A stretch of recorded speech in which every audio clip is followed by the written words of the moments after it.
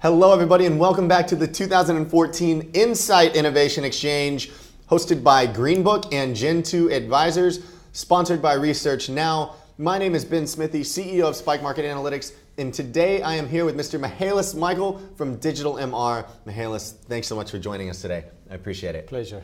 So Michalis, Insight Innovation Exchange, what does this mean to our industry, and what are your thoughts about the conference so far? I like it. I think it's a fresh approach to market research conferences. Some of them are really boring out there, and the organizers here have done a great job in adding certain elements that make this different and more exciting. Such as what? Such as the gamification element that encourages people to engage more, the speed dating with clients who read the blurbs of different agencies and decide if they want to meet with them, and you get 5 minutes to talk about something they're interested in. I also like the attitude of the clients who come to this event more so than some other events, because they're here actively looking for innovation. And so it's not like someone from the agency side like me has to constantly be looking to it seems open. It seems it's open very and more collaborative. Exactly. And looking for that versus that aversion that you do see sometimes. Absolutely. I understand completely what you mean. What is it doing? So you guys are focused in the social intelligence space. And in a unique way, you're focused on solving some of the issues with current social intelligence platforms and things that we have going on right now, specifically around sentiment. Am I correct? That's right. So talk to us about innovation within your space and what you guys are doing in digital. The problem with social media listening in market research is that it hasn't taken off, and even though there are about 250 social media monitoring tools out there, they haven't been developed to cater for the needs of a consumer insights manager. They have been developed for PR managers and customer service agencies managers. And so their sentiment accuracy is below 60%. And what we did was we focused on solving this problem, the sentiment accuracy issue, which we have. We are now hitting consistently over 85% in any language.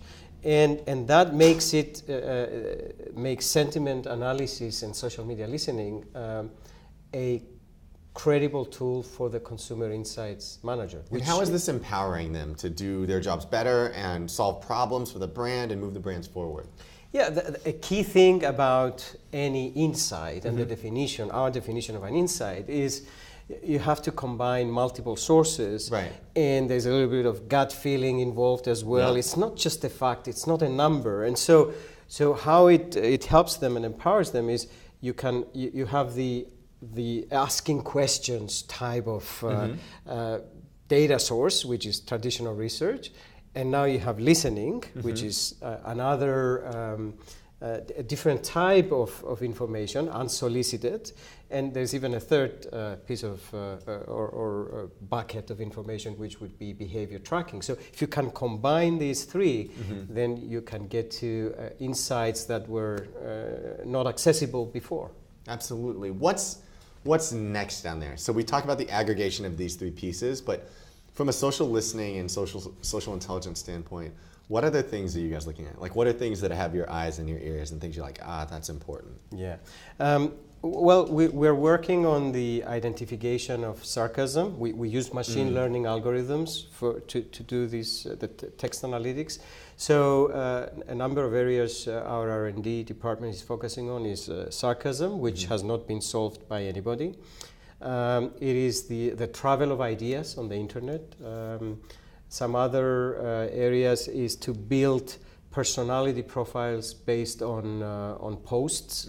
So based on the context of their posts and their content. Right. And then, of course, emotions. Everybody talks about emotions. Some people even now say sentiment is not good enough, and I disagree with that. But definitely emotions is fine-tuning into what people are feeling, experiencing, and are trying to communicate. That's super exciting, man.